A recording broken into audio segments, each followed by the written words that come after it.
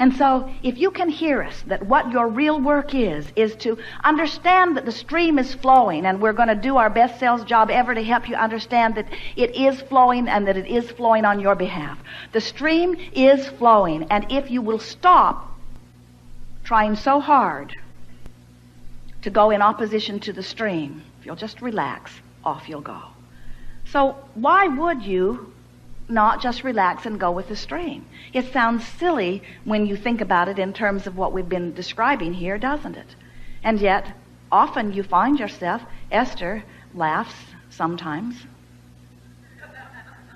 Sometimes she's not laughing when she realizes that she often uses other criteria than how she feels, which is closing the gap, as she is choosing the direction of her thought. Have you ever been in a position where you're right and you know you're right and you know they're wrong? They have deceived you. They are wrong. They have broken the agreement. They've broken the contract. They have told you a lie. And you know that they're wrong, and you know that any court of law in the land would agree with you that you're right and they're wrong.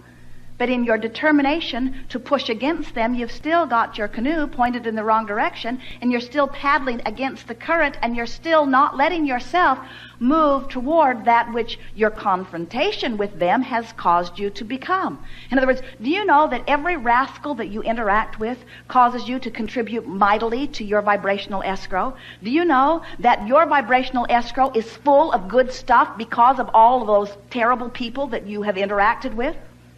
The more you've lived life and the more trouble they have given you, the more you've contributed to vibrational escrow, and the brighter the source energy part of you is. But when you stand determined to defend yourself in your rightness, you hold yourself in opposition to the current, and that's why they make you so crazy. You say, oh, I wish I'd never met that person because I felt so much better before. And we say, maybe you felt better before, we'll give you that, but you were less of a person before you met the rascal because the rascal caused you to contribute more to what you want. And if you'll just stop caring about them and stop making it about who's right and who's wrong and just let yourself go with the flow of what life has caused you to become, there may even be a time that you will see them and thank them. You'll say, oh, troublemaker that you are. You gave birth within me to so many magnificent things, and once I got over making it about you and me, I flowed in a place that I could not have flowed if you had not given me so much grief. We know that they seem like they are the trouble. Esther is laughing as they are hooking their tow car up to the monster bus. They do it when they get ready to drive across the country. And Jerry and Esther have two different styles of the way they like to do this. Esther likes to get in a nice big clear space where they can get everything lined up nice and straight, and once it's all hooked on, off they go. And Jerry likes to hook the tow car on anywhere he can because he enjoys the challenge of making it work against all odds.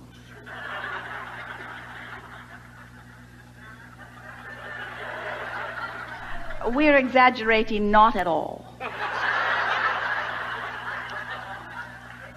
And so Esther always yields to Jerry's way of doing it because she would rather that he be wrong than that she be wrong. So the other day, they were in a rather close predicament. They were in a campground and there were trees all around, and while Esther was showering, Jerry went out and put the car behind and hooked it on, which meant, and you have to understand that with this towing situation, you cannot back this up at all. You can only go forward when the tow car is hooked on. And so Esther is behind the driving wheel of the bus, and Jerry is outside with the walkie-talkies. And Esther is looking, and she is trying to calculate how far that tree is from the front of her and whether she can make the turn at all. And then she is looking in her rearview mirrors, recognizing that the car has to come around a very narrow place. And Esther is thinking, this is as close as it has ever been. And then she thought, I hope we have to unhook it. And then she began to laugh, because she realized that she would rather be right than have things go well. And we say, how is it that you have come in your comparative environment to compare yourself to others to the point that being right matters most? And the thing that is really funny about that from our perspective is that it's as if you think that there is only one right way, when the universe will yield to you infinite right ways. So if you can give up on this competitive thing, and we know it started when you were little, they put you in classrooms together, they measured you against each other, they praised that one while they condemned that one, and they gave you rewards if you were good, and they punished you if you were bad, to the point where you have set your guidance outside of yourself, most of you, at a very early age. Most of you care more about what they feel about what you feel than you care about what you feel. Most of you are more concerned with what somebody thinks about you and then their feeling response to what they think than you do about how you feel. And the only thing that we are wanting you to be aware of is how you feel, because how you feel tells you everything that you need to know about the only thing that is important, which is the relationship between you and you. So are you getting the drift from our point of view? You are source energy in a physical body. You are the embodiment of that which man wants to call God. You are non-physical energy in physical bodies, and you came with such zest and eagerness and knowledge of your unequivocal worthiness. And so you came forth into this physical body, and here you are now experiencing contrast, and the contrast variety gives you clarity about what you want, and that larger part of you becomes it constantly, and you are now in every moment in some vibrational relationship with what life has caused you to become and where you stand right now. And if we were standing in your physical shoes, the one and only thing that we would ever be interested in is, how can I close that gap? How can I find a thought that feels good right now? Because if I can find a thought that feels good right now, then I'll be vibrationally up to speed with what this controversy, with what this challenge, with what this predicament, with what this life experience has caused me to become. We want so much for you to leave this seminar knowing that everything that you feel has only to do with the vibrational relationship between you and you, period. It hasn't got anything to do with what one other person is doing or thinking or being about anything. It's only about you. And so when we call this gathering the art of allowing, we mean that on so many levels. We mean the art of allowing myself in my human body to be up to speed with how the broader part of me thinks. When we talk about the art of allowing, we're talking about allowing myself to be in vibrational sync with the energy that creates worlds. When we talk about the art of allowing, we're talking about allowing myself to live in this moment the dynamics that all of the lives that I've been living have brought me to. Do you know that this is the leading edge of thought? It is the furthermost point of creation that exists. Humans don't get that. Often they think that source energy is perfect, sitting on some cloud somewhere, dangling feet over the edge. All finished, and that you are here being tested so that you can somehow get up to speed with that which source is. And we say, source is expanding through you. And source takes the expansion instantaneously from the contrast you live, and you take a little while further getting up to speed with it.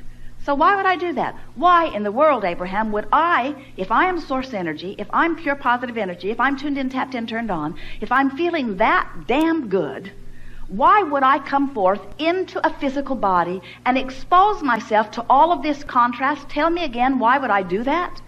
And we say, because you knew that the contrast would cause you to expand. And you say, yes, but if part of me expanded and the other part of me is over here complaining, then how have I gained anything? We hear you. How have I gained anything? And we say, because the expansion is what we are all about. In other words, we cannot cease expansion. And you knew from that broader non-physical perspective that when life caused you to expand, that you would be able to feel in your emotions, you would be able to feel yourself into alignment with that expansion.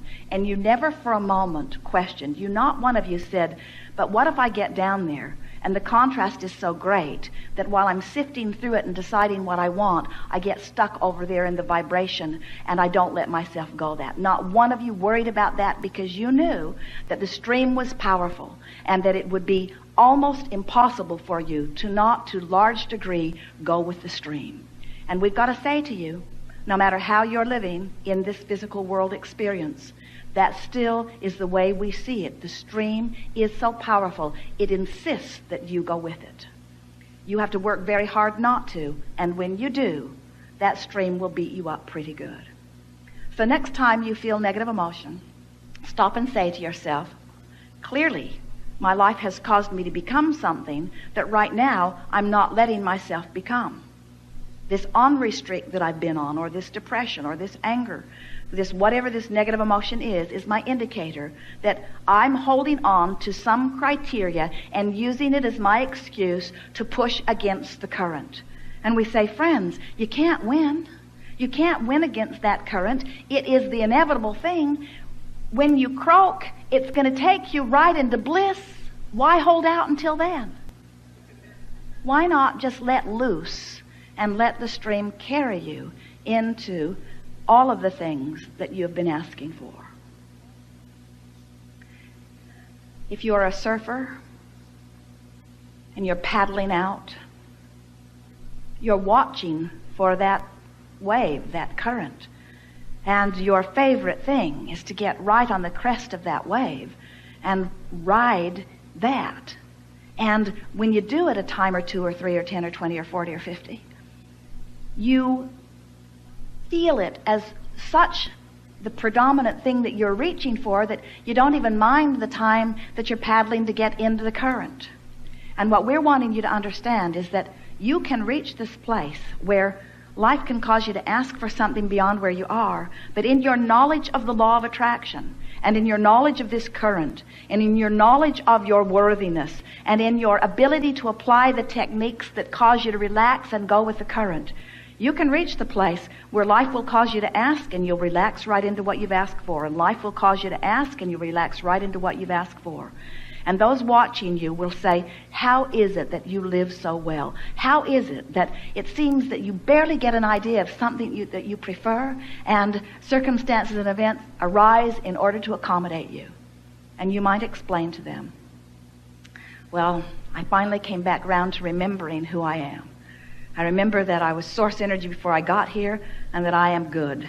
And I remembered that I came into this environment because I wanted the contrast to help me to finely tune the specifics of the life that I want to live. And I remembered that source energy would be right there with me, calling me toward it. And most of all, I figured it out finally that it's good to feel good. I don't know when I let go of that. It seems so screwy to me now. But finally, I care infinitely about how I feel. And so I have a new mantra you'll tell your friends who are watching you with amazement. And this is the mantra that we want you to pick up and carry with you all the rest of the days of your physical life. I'm going to reach for the best feeling thought I can find from where I am right now. Not the best thought I've ever thought, and not the best feeling I've ever felt, but from where I am right now, wherever I am in this stream, because of whatever it is that life is bringing to me, from wherever I am right now, I'm going to relax and let myself turn and go with the current. And as that is your determination, it is our promise to you that this stuff that is amassed for you in vibrational escrow will begin flowing into your experience at an unprecedented rate. But friends, you will never empty out the account, because life will cause you to keep putting more into it. And the bigger your life is and the more you flow to it, the bigger the current, the stronger the current, the stronger the current, the more your emotions will feel. Sometimes people will say to us, Abraham, is it normal for all hell to break loose in one's life when they begin doing this work? And we say, yes.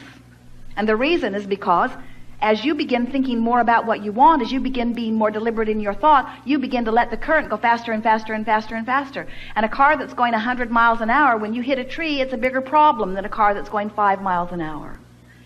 And so you've got your energy moving pretty fast. And it's time for you to relax and allow yourself to go with the stream. And that's what we'll talk about. We'll begin with someone when we come back from segment of refreshment, and we will show you how to close that vibrational gap. And when you realize that that is simply all you need to know to live anything and everything that you want, we can feel the empowerment that is rising forth within you. So, good time for segment of refreshment. We are complete.